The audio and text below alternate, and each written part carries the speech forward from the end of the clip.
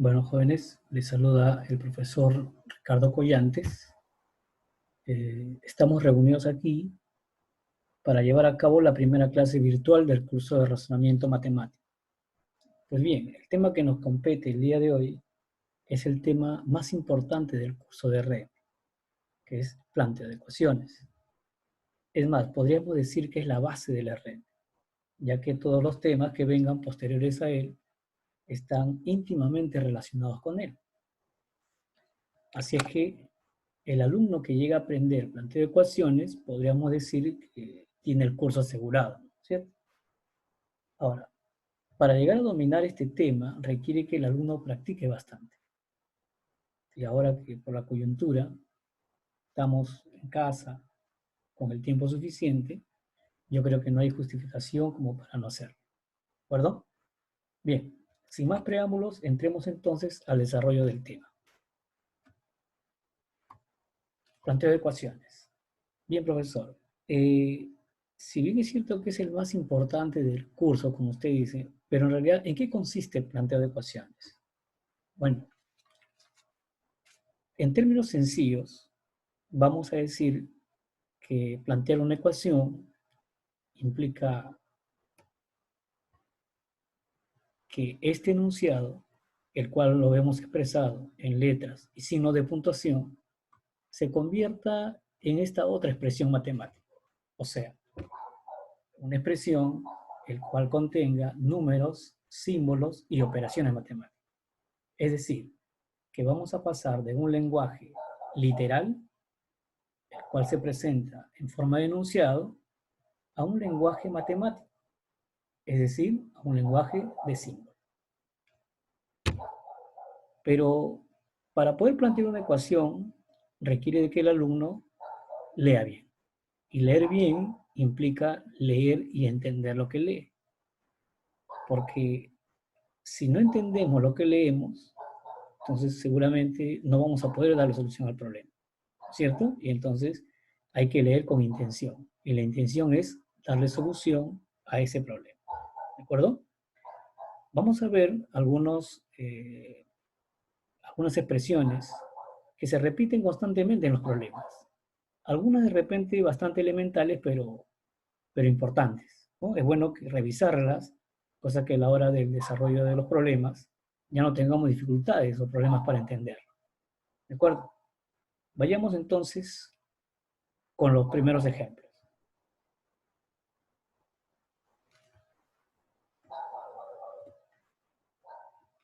A ver, vemos que la primera expresión nos dice A es el doble de B. Si bien es cierto que es sencillo la expresión, pasarlo al lenguaje matemático, no de repente no hay una sola forma de expresarlo. Yo voy a mostrarte dos de ellas, por ejemplo. Una de ellas, por ejemplo, podría ser de manera textual, donde podríamos decir que A es, profe, eso significa igual, el doble, eso significa 2, la palabra de, que significa multiplicación, y B.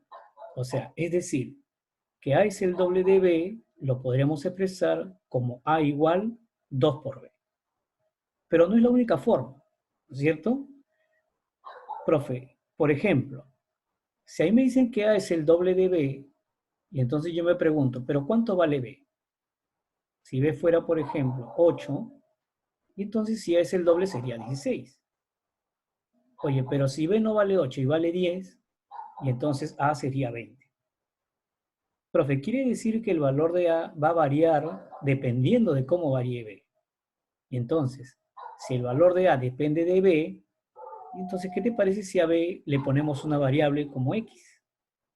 Ya que B vale X, y entonces A debería ser 2 por X. ¿Cuál es la ventaja de esta forma de plantear? De que en esta segunda forma trabajamos en función de una sola variable. En este caso, X. En cambio, en el caso anterior, todavía mantenemos dos variables. Y la idea en planteo de ecuaciones es de utilizar la menor cantidad de variables posibles. ¿De acuerdo?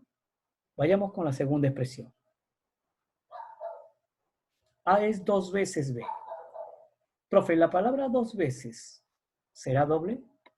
A ver, por ejemplo, si tú tienes 16 años y yo te dijera que yo tengo 2 veces tu edad, yo te pregunto, ¿eso sería 2 veces 16 o no? ¿Y cuánto es 2 veces 16? 32. Y 32 es el doble de 16. Y entonces, profesor, la palabra 2 veces sí es doble. Así como la palabra 3 veces será triple, la palabra 4 veces será cuádruplo y así sucesivamente. Ahora, si ya hemos dicho que la palabra 2 veces es doble, yo te pregunto, ¿este enunciado es igual que el enunciado anterior, sí o no? Y entonces lo podemos plantear igual. Digo, A y B, como A es el doble de B, a B le doy X. Si a B le doy X, y entonces a le doy 2X. O también como lo habíamos planteado de manera inicial, A igual 2 por B. ¿De acuerdo? Así. Vamos a la siguiente expresión. A es 2 veces más que B. Profe, hace un momento vimos que 2 veces era doble. 2 veces más. ¿Seguirá siendo doble? No. Oye, si 2 veces es doble, 2 veces más significa doble más. O sea, que A tiene el doble de más que B. Si una persona tiene el doble de más que otra persona, ¿acaso eso no es el triple? ¿No es cierto? Y entonces la palabra 2 veces más significa triple. ¿De acuerdo? Así como la palabra 3 veces más significaría que tiene el triple de más. O sea, tengo tanto como lo que tú tienes, pero el triple de más. Y si tengo el triple de más, entonces tengo el cuadro. ¿De acuerdo? Entonces no confundamos, ¿no? 2 veces es doble. 2 veces más es triple. 3 veces es triple. 3 veces más es cuádruple. ¿Estamos? Ya está. Y entonces, si A es el triple de B, profe, pongámosle a BX y entonces A será 3 por X.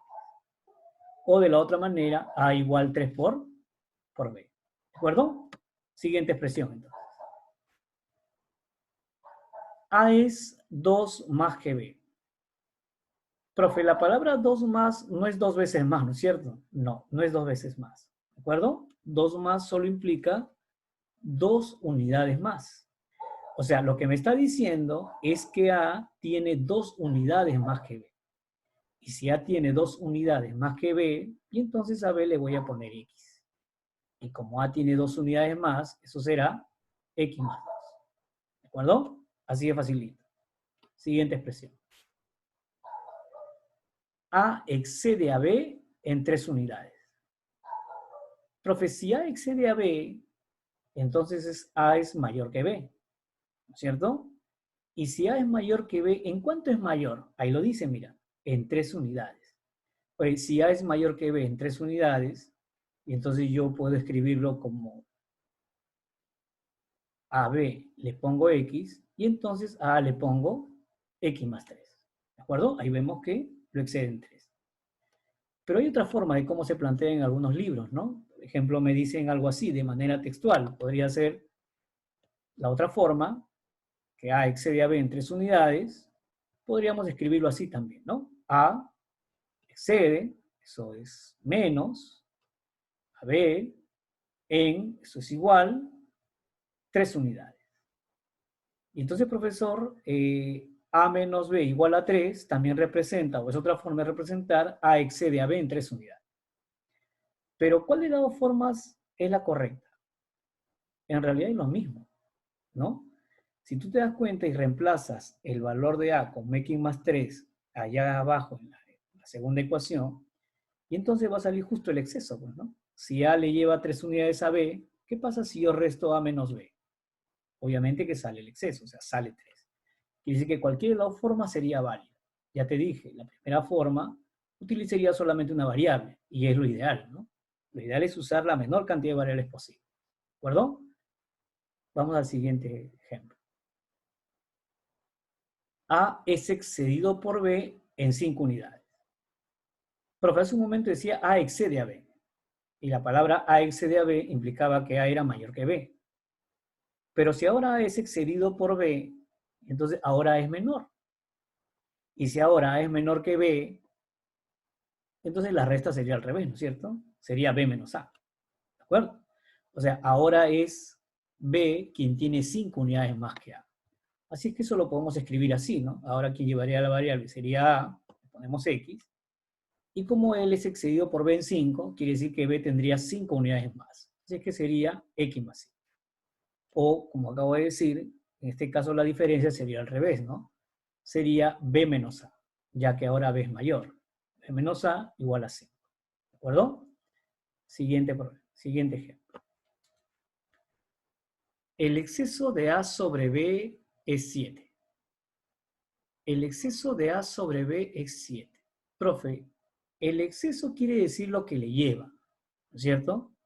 Y entonces me están diciendo que lo que le lleva A a B es 7. Y si lo que le lleva A a B es 7, entonces quiere decir que A es mayor que B por 7 unidades. Lo podríamos plantear así, ¿no? A B le pongo X y A le pongo X más 7. ¿De acuerdo? Acá el alumno confunde mucho esta palabra sobre, ¿no? Siempre el alumno me pregunta si es división. O a veces lo plantea, dice A sobre B igual a 7, ¿no? Pero no tienen en cuenta de que en realidad lo que está haciendo es una comparación entre estos dos valores y obviamente lo está comparando por diferencia porque me están diciendo que es el exceso, ¿no es cierto? Entonces, podría ser también una resta de A menos B igual a 7. ¿Eh? Siguiente expresión. A es a B tanto como 3 es a 4. Obviamente eso es una proporción. ¿De acuerdo? A es a B tanto como, eso es tanto como significa igual, 3 es a 4. Entonces eso se escribiría algo así, ¿no? A sobre B igual 3 sobre 4. Oye, pero como es una proporción, se supone que debería llevar una constante. Así que se escribiría como A sobre B igual 3K sobre 4K. Eso significa que cuando en el problema mencionen A, ya no voy a colocar A, pues, ¿no? Lo que colocaría sería 3K y en B colocaría 4K. Eso haría que el problema solo se convierta en una ecuación en función de K. ¿De acuerdo? A y B están en la relación de 5 a 8. Profe, la palabra relación significa también proporción, razón geométrica, ¿no es cierto? Y entonces estamos en un caso parecido al anterior, es una proporción. Y entonces lo escribiremos así, ¿no? A y B están en la misma relación que los números 5 y 8. Y le agregamos una constante, ¿de acuerdo? Y entonces A para nosotros será 5K y B será 8K. Por cada 7 gallinas hay 9 conejos. Esto también indica proporción. Porque si a mí me dicen, oye, por cada 7 gallinas que veo 9 conejos, quiere decir que están comparando los grupos, ¿no es cierto? O sea, si yo veo, por ejemplo, 30 grupos de 7 gallinas, y entonces también veo 30 grupos de 9 conejos. Y entonces eso es una proporción, ¿no? Gallinas es a conejos, como 7 es a 9. Entonces, lo podremos escribir así, ¿no? Gallinas a conejos como 7 es a 9. Le agregamos una constante y quedaría así. ¿De acuerdo? 3 números consecutivos. Siempre que pongo 3 números consecutivos, todo el mundo se la sabe, ¿no? Eso creo que es lo más fácil de plantear. Así es que, rapidito, vamos anotando que si no conocemos un número de los 3 consecutivos, lo ideal es que el primero sea X. Ahora, la característica de los números consecutivos es que ellos se lleven de uno en uno. O sea, si el primero es X, el segundo será X más 1. ¿De acuerdo? Y el siguiente será X más 2. Algunos, por ejemplo, me dicen, profe, pero yo lo planteo de otra manera. Y la otra manera es X menos 1, X más 1. Bueno, en realidad es lo mismo, ¿no? Es lo mismo, solo que el X no le puso al primer término, no le puso al segundo. Pero la característica de consecutivo es de que ellos se lleven de uno en uno. Así es que plantearlo de una u otra manera, el problema igual nos va a salir. A veces no es necesario complicarnos tanto, ¿no? Hay que plantearlo lo más fácil posible. Así Así que lo más fácil sería colocarle a un valor desconocido, como el primer término, un X, y a partir de ahí comenzar a sumarle 1 para obtener los términos que siguen. ¿De acuerdo? Siguiente. 3 números impares consecutivos. Profe, los números impares no se llevan de uno en uno, ¿cierto? Los que se llevan de uno en uno son los números consecutivos, pero los impares consecutivos se llevan de dos en dos. Y entonces, si los impares se llevan de dos en dos, y me piden 3 números de ellos, entonces el primero le voy a colocar X. El siguiente, obviamente, debe estar 2 unidades más allá. O sea, ya no será X, será X más 2. Y el siguiente, obviamente, será 2 unidades más allá, es decir, X más 4. ¿De acuerdo? Y entonces, esa sería la forma de plantear 3 números impares consecutivos. Profe, ¿qué pasaría si fueran 3 números pares? En realidad es la misma, ¿no? O sea, es la misma forma de plantear, porque los números impares y los números pares tienen la misma característica de llevarse 2 en 2, ¿no? Que van de 2 en 2. Igual, yo pondría al primer término X, obviamente este X sería par, y para que se siga manteniendo los números pares, habría que sumarle 2 unidades a cada uno de ellos, ¿no es cierto? O sea, plantear los impares, plantear los pares es lo mismo. No hay que complicarse. A veces el alumno dice, profe, los pares, 2x más algo, 2x, no es necesario colocarle 2x, ¿no? Tú le pones x y ese problema cuando lo termines de resolver, si está bien planteado, te va a salir par. Porque el problema fue hecho para que salga par, ¿no es cierto? Vamos al siguiente ejemplo. 3 números cuadrados perfectos consecutivos. Oye, ¿qué es un cuadrado perfecto?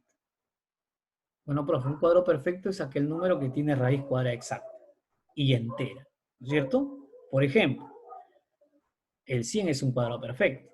El 100 tiene raíz cuadrada exacta y entera. El 64 es un cuadrado perfecto. Pues 64 tiene raíz cuadrada exacta y entera, ¿cierto? El 16 sería otro cuadrado perfecto, ¿no es cierto? Porque también tiene raíz cuadrada exacta y entera. Pero si me dicen que son 3 cuadrados consecutivos, y entonces yo me preguntaría, si el primero fuese 16, por ejemplo, ¿quién sería el siguiente cuadrado perfecto que le sigue el 16? Obviamente el 25, ¿cierto? No hay otro cuadrado perfecto entre el 16 y el 25. Y el siguiente cuadrado sería el 36. Tú sabes que los cuadrados perfectos se pueden escribir de otra forma, ¿no? Por ejemplo, el 16 lo podríamos escribir como 4 al cuadrado, el 25 5 al cuadrado y el 36 como 6 al cuadrado. Y mira lo que ha pasado, ¿no? Estas bases justo han salido números consecutivos. Eso quiere decir que yo para escribir 3 cuadrados perfectos consecutivos debería escribir números consecutivos en las bases. Y como ya sabemos escribir números consecutivos en función de x, entonces podemos escribirlo de esta manera, ¿no? X para el primero, si el otro es el consecutivo, será x más 1.